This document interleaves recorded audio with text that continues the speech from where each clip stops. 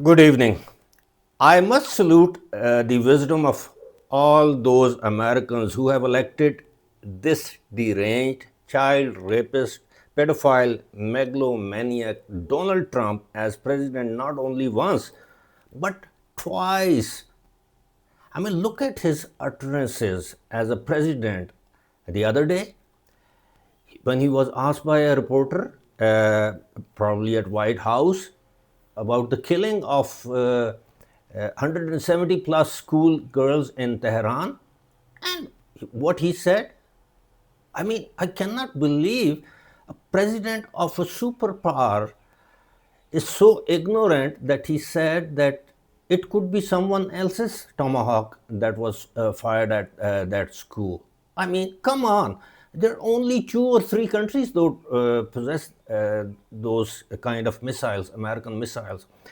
And then he goes on to say that it was his son in law, Jared Kushner, and Steve Witkoff, both of whom are Zionists, and then his couple of his secretaries, Secretary of Defense, Pete Hegseth and Marco Rubio, and he's saying that they told me to wage this war, start this war against Iran, and that's why I did that. I mean, this is like blaming your advisors and son-in-law for starting this war. I mean, you are president of the United States of America. Don't you have any other officials like CIA director, director FBI, or your military commanders? Is this how you started this war? On the instigation of your two Zionist advisor and one happens to be your son-in-law? I mean, I am baffled. Why and how American people are still believing in this deranged man who states something in the morning, says something in the evening, and the next morning he takes a U-turn, and he thinks that everybody in the world is fool. No, it's not like that. And then, now he is begging for a ceasefire. Sometimes he says that, oh, America has already won this war.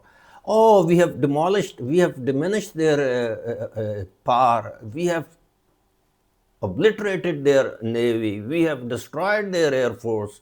We have destroyed Iran. And at the same time, he rings up President Putin and requests him to come forward and effect a ceasefire between Iran and United States. On the other hand, Iranians have said more than a dozen times that they are not interested in ceasefire. They will drag on. They were prepared for this war for 25 years. They were prepared. They were preparing for it. And they were more than ready this time to drag it on for as long as it could. And now there are reports in Russian media that Iran has put forward 3 or 4 conditions for any ceasefire to take effect. Number 1, Iran wants all the US bases in West Asia to be packed up. Iran wants US to leave this region immediately, especially the Gulf region. Iran has demanded compensation. It's about its losses in the war, loss of lives and the property in Iran. Iran has demanded lifting of all sorts of sanctions on Iran by the United States and its allies, European allies. And now things are moving in Iran's favor. Only the victor can, or someone who is winning the war can put forward such demands. Why don't you understand? It's not the America that is winning this war. It is the Iran that everyone in the world believes, even the President Trump, that Iran is winning this war. It's not a territorial war. Iran is not going to conquer Israel or to make Israel a settler, a satellite state, or to put ground forces in the United States on mainland United States. No, Iran is bleeding America, Gulf states, and Israel slowly but gradually but sure. Now he is claiming that probably the US Navy controls Strait of Hormuz. Totally bullshit. Absolutely rubbish. Two of US aircraft carriers, they left the region.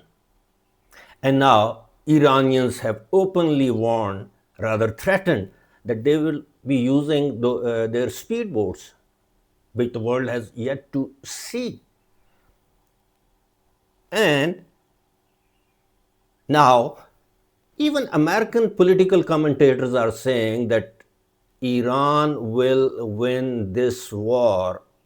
Why? Because Iran does not have to conquer Saudi Arabia or put its forces in the Middle East or in UAE, Qatar, Bahrain, or elsewhere. No, Iran will win because in future Iran will be controlling the Strait of Hormuz, out of which 20 or 21% world oil passes through, and a lot of trade goes through, like not only oil but all the edibles and other commodities.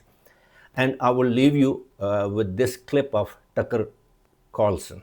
What does an Iranian victory look like? An Iranian victory does not look like Iranian forces, invading the Gulf and controlling Dubai or something, or setting up a new satellite capital in Jerusalem. That's not going to happen, probably. Hope doesn't. What an Iranian victory looks like is really simple. It's control of the Straits of Hormuz.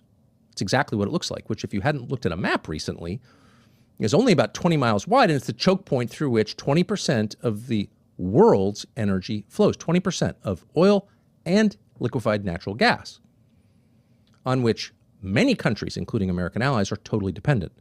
Europe, South Korea, Japan, not to mention India and China. They need it. They need energy. As conservatives are often fond of pointing out, energy creates civilization. Without it, things ground to a halt. That's just true. And renewables cannot take up the slack. Sorry. What does an Iranian